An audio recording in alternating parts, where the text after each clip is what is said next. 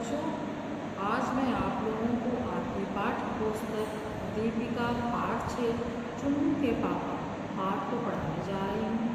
यह पाठ आप लोगों को विभिन्न प्रकार की सीख देता है, साथ ही हमें यह भी बताता है कि हमें अपने समय का सदुपयोग कैसे करना चाहिए।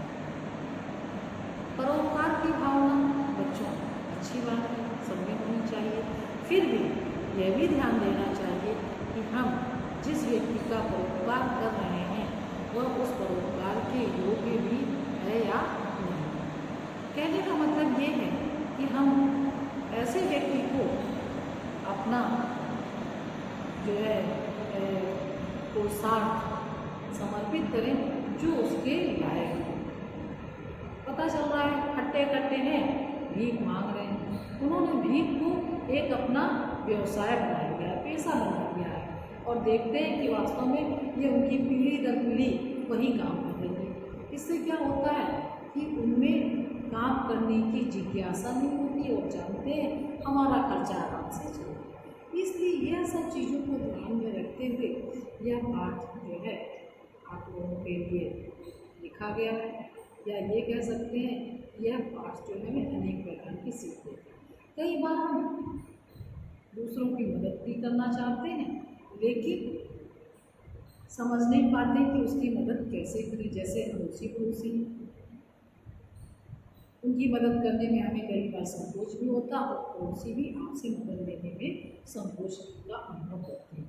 लेकिन इस पाठ में बड़ी अच्छी ढंग से उस कहानी को बताया है कि हम दूसरों की मदद किस प्रकार चोरी छिपे या कह सकते हैं उनकी जानकारी में न होते हुए भी कर सकते हैं, जिससे उन्हें बुरा भी नहीं लगेगा और आप उनका काम भी कर सकते हैं। तो यह पाठ की जो कहानी है उसे मैं आपके ही पुस्तक के आधार पर जो आपका अनुच्छेद है, अनुच्छेद इस पैरा, उसके आधार पर आप लोगों को समझा रही हूँ। आप जो है उसको पढ़िएगा अच्छे से और खुद भी प्रेरणा लेते हुए वैसे ही चुन्नू के पापा जैसा बनने की कोशिश कीजिए। चुन्नू के पापा एक ऐसे व्यक्ति हैं उस गली के जो अपने खाली समय को किसी न किसी कार्य में लगाते हैं। हम लोगों के पास भी खाली समय होता है, लेकिन हम लोग क्या है अपना बस पढ़ाई कर ली, बस सोचते मेरा काम खत्म हो गया, इसके बाद जो है अपना समय केवल खेलने में बिता रहे हैं या टेलीविज़न में बिता रहे हैं या आजकल मोबाइल में विभिन्न प्रकार के गेम्स आ रहे हैं उसमें बिता रहे हैं। ऐसा नहीं होना चाहिए, और नहीं तो सोने में बिता रहे हैं। तो हमें अगर लग रहा है कि हमारे पास हमारा समय है तो हम पड़ोसियों के घर जाएं, उनकी भी कुछ अगर मदद करने लायक हो उनकी भी मदद कर सकते हैं। इससे हमारा व्यवहार भी बनता है और आपकी भी कभी बुरे वक्त में पड़ोसी बना सकते हैं। शुरुआत में पहला जो पैराग्राफ है उसमें देखिए, चुन्नू के पापा हाथ में रोटी लिए घर के दरवाजे पे खड़े हो जाते हैं और कुत्तों को बुला बुलाकर रोटी के टुकड़े खाते जाते हैं। गली भर में वही एक ऐसे व्यक्ति हैं जो अपने खाली समय का उपयोग भिन्न भिन्न कार्यों में करते हैं। एक बार वो देखते हैं कि जब रोटी सब कुत्ते खा रहे थे तो एक कुत्ते के सिर में बड़ा सा घाव हो गया था। वह बार बार अपना सर हिला हिलाकर उस मक्खियों को भगाने की कोशिश कर रहा था, क्योंकि उस घाव पर मक्खियाँ बैठ गई।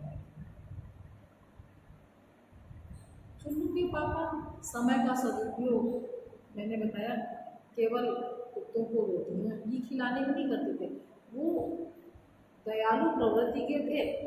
तो कुत्ते की उन्होंने सेवा जो है दूसरे प्रकार से की। कुत्ते के घाव में उन्होंने दवाई छिड़की थी, जिससे कि वो जो है थोड़ा करता हुआ चिल्लाता हुआ भाग जाता है, लेकिन वो जानते हैं कि घाव पर जब दवाई पड़ गई है तो वह ठीक हो जाएगी। एक प्रकार से उनका जो यह मन है वह हमेशा दूसरों की सेवा करने के लिए लालायित रहता है। अगला जो तीसरा पैराग्राफ है उसमें उन्होंने बताया कि वो चुन्नू के पापा केवल कुत्तों को ही रोटी नहीं खिलाते हैं और भी अपने कई नैतिक दायित्व पूरा करते हैं। जैसे हम लोग सड़क पर चलते हैं, देखते हैं कि नल खुले हुए हैं, टूटियाँ जो हैं खुली हुई है, पानी बह रहा है आराम से। तो ये हमारा भी, तो चुन्नू के पापा क्या करते हैं, नल की टूटी खुला देखते हैं तो वो साइकिल से जाते आते और उसको बंद कर देते हैं। और कई बार ऐसा होता है कि नल में कोई टूटी ही ना हो, तो ऐसे में चुन्नू के पापा उसकी सूचना जो है वार्ड के सभासद को देते हैं, क्योंकि वो जानते हैं कि पानी की एक एक बूंद हमारे लिए कितनी कीमती है। उसे पानी का बर्बाद होना, उसे जो राष्ट्रीय क्षति मीन्स नुकसान मानते हैं, वो समझते हैं कि यह राष्ट्रीय नुकसान है और वास्तव में अगला संकट जो है वो पानी का ही होएगा और विश्व युद्ध भी हो जाए इस पानी को लेकर। इसलिए हमेशा, चाहे हम अपने स्कूल में हों, अपने घर में हों या सड़क पर जा रहे हो, हॉस्पिटल में हो, रेलवे स्टेशन पे हो, बस अड्डे पर हो, कहीं भी हमें इस तरह की गलतियां नज़र आती हैं तो हमें उसे रोकना चाहिए। पहले तो हमें खुद बंद करने की कोशिश करनी चाहिए। अगर बात बाई चांस मैंने क्या बताया कि अगर उसमें टोटी ही ना हो तो उसकी सूचना देनी चाहिए, तभी तो नगर पालिका वाले आएंगे और उसे सही करेंगे। अब और उदाहरण आपको देते हैं, लोग कूड़ा है ऐसे ही फेंक देते हैं, जबकि नगर पालिका ने कूड़ेदान बना के रखे हैं, 2 ड्रम रखे हुए हैं, एक जगह सूखा कूड़ा और एक जगह गीला कूड़ा। तो ये हमारा कर्तव्य होना चाहिए कि हम सूखा कूड़ा सूखे वाले ड्रम में डालें, कूड़ा गीला गीले वाले ड्रम में डालें। तो यदि कोई व्यक्ति ऐसा नहीं करता है तो उसे भी समझाने की कोशिश करें। केवल यही नहीं कि हम डाल रहे तो बस हमारा कर्तव्य, अगर कोई नहीं भी करता है उसे भी समझाने की कोशिश करनी चाहिए। अब देखिए अगले पैराग्राफ में यही समझाया गया है कि किस प्रकार से चुन्नू के पापा दूसरों को भी सीख देते हैं। बता रहे हट्टे कट्टे लोगों को भीख मांगते हुए उन्हें बड़ा लगता है। जब वो देखते हैं कि हट्टे कट्टा व्यक्ति जो है वो भीख मांग रहा है, भगवान ने आपको हाथ पैर सुंदर शरीर दिया हुआ है, भीख मांगने के लिए नहीं है। अरे इससे पुरुषार्थ करो, अपना कार्य करो, अपनी सेवा करो और दूसरों की भी सेवा करो, तब हम इंसान हैं। और हम ही भीख मांग रहे हैं। आ जाते हैं साधु सन्यासी सवेरे सवेरे, हम लोग तो सो के उठकर जो है अपने और कार्य में, स्कूल की तैयारी में जुटे हुए हैं और वो आ जाते हैं सवेरे सवेरे, कोई भी ट्रेन से भिक्षा दो भाई, और तो अनेक प्रकार के आशीर्वाद दे देंगे और भय भी दिखा देंगे कि भाई आज सावन का सोमवार है और हमें भीख चाहिए, आज शंकर जी का दिन है, आज मंगलवार है, हनुमान जी का दिन है, ऐसे अलग अलग तरीके से डरा देते हैं। और आजकल के भिखारी तो और भी अच्छे हो गए, पहले तो भिखारियों को रोटी दे दो खा लेते थे, अब वो रोटी भी नहीं लेते हैं, वो क्या कहते हैं, सीधे हमें 10 रुपये दीजिए, 5 रुपये दीजिए, इससे कम तो इसको वो फुटकर पैसा मांगते हैं। हम लोग के समय में फुटकर पैसे देते 10 पैसे, 20 पैसे, 25 पैसे, 50 पैसे चलते थे, 1 रुपया। अब तो 1 रुपया 2 रुपया चलता ही नहीं है। अब 5 से कम भिखारी को क्या देंगे। इस तरह से उनकी क्या है, भिक्षा वृत्ति को बढ़ाना है। तो चुन्नू के पापा इसको अच्छी तरह से समझते हैं। कभी कभी उनकी पत्नी कह भी देती है कि अरे भाई 1 मुट्ठी आटा दे दो, काहे इनके साथ उलझ रहे हो। वो उनको समझाने की कोशिश करते हैं, लेकिन उनकी पत्नी एक बार कहती है कि नहीं, इसमें तुम अपना समय मत बर्बाद करो। वो नहीं मानते हैं, वो उनको समझाते हैं, ये बताते हैं कि अपने भुजाओं के बल पर, अपने शारीरिक बल पर मनुष्य ने बंजर धरती को भी क्या किया है, उपजाऊ बना दिया है। उन्होंने कहा है भला तुम इतनी महत्वपूर्ण वस्तु का उपयोग दूसरों के सामने फैलाने में करो, तो ये हाथ भगवान ने दिए हैं, इसका उपयोग काम में लगाओ, मेहनत में लगाओ, दूसरों के सामने ना फैलाओ। तुम्हारे आगे आने वाली पीढ़ी भी यही करेगी, उसके बाद भी ऐसा ही होगा।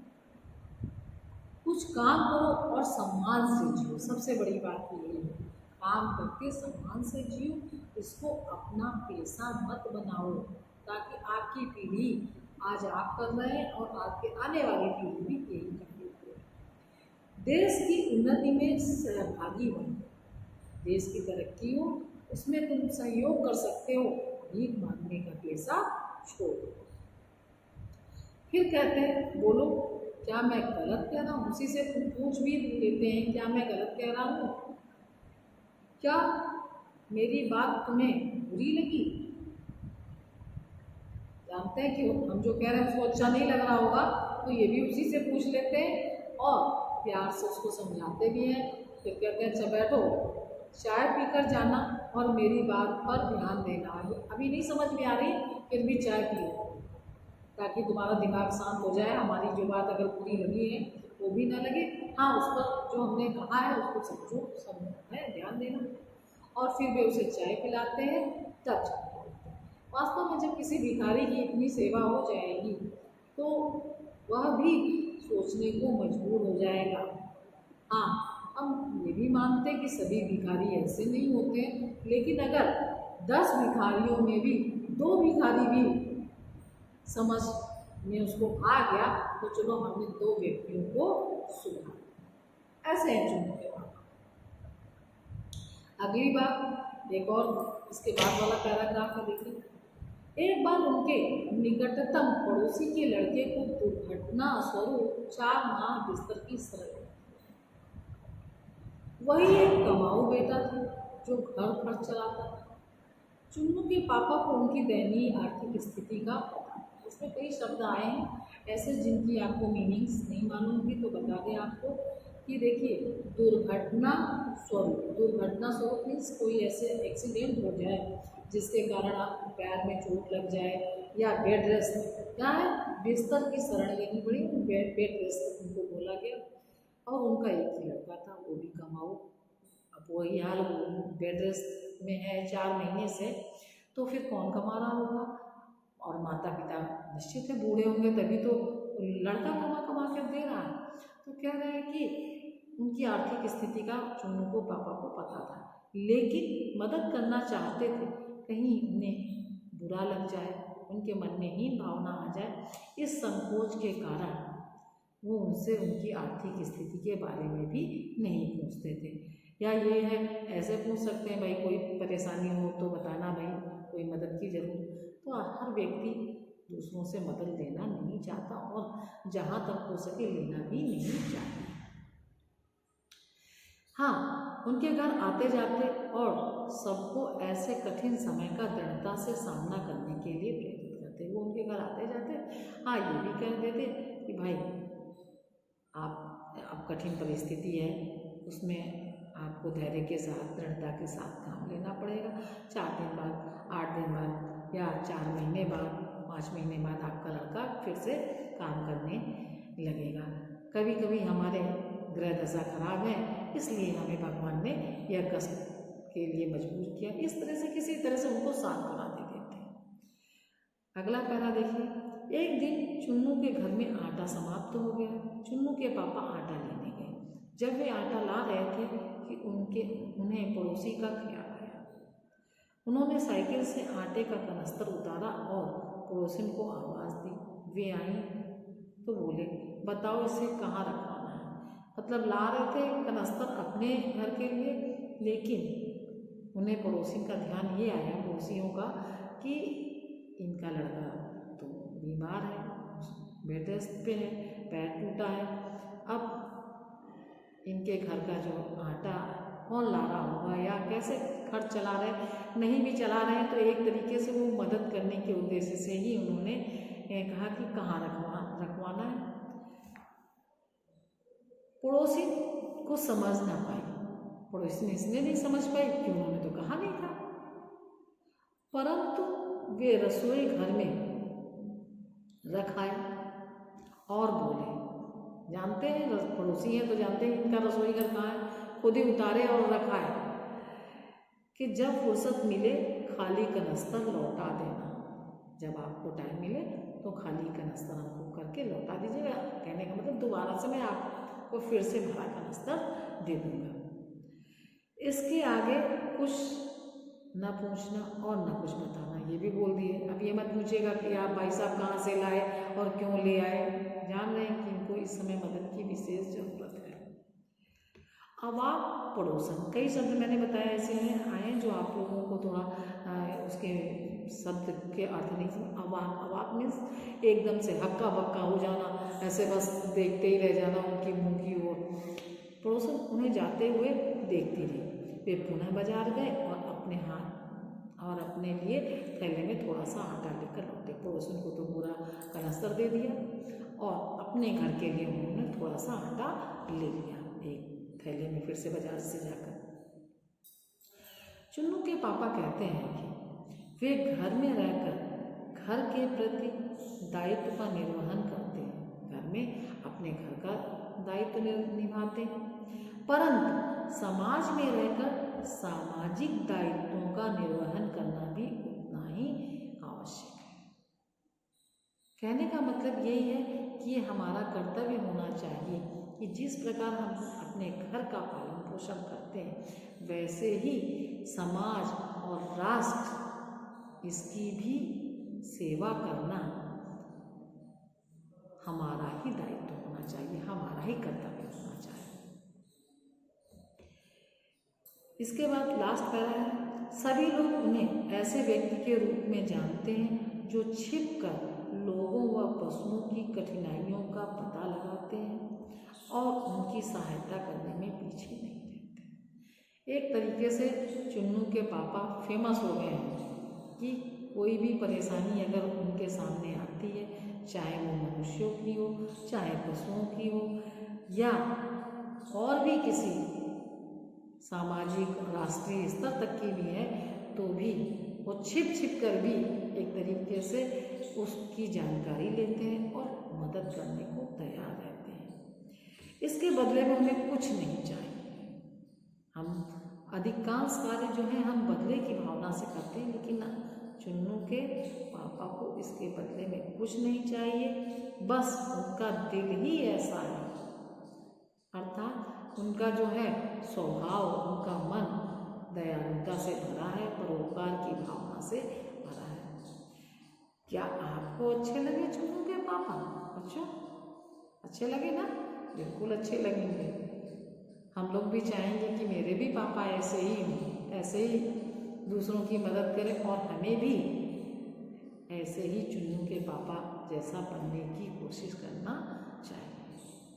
आशा है बच्चों आप लोग इस कहानी को पढ़कर बहुत ही प्रसन्न होंगे और जो आप लोगों को मैंने सीख दी है, या ये कह सकते हैं कि चुन्नू के पापा ने जो सीख दी है उसे अपने भविष्य में प्रयोग में लाएंगे, उपयोग करेंगे उसका, और वैसे ही बनने की कोशिश करेंगे ताकि आपको भी लोग चुन्नू के पापा जैसा ही जाने। अब आप चुन्नू के पापा तो नहीं बन जाएंगे, लेकिन आप अपने नाम से आपकी पहचान बने। धन्यवाद।